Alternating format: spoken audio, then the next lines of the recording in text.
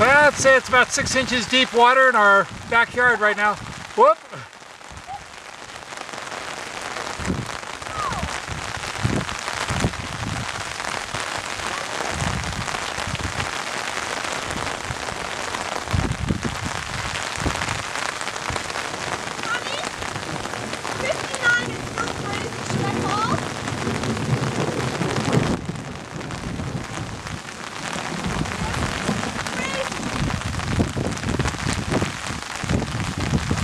Never seen standing water in our yard before.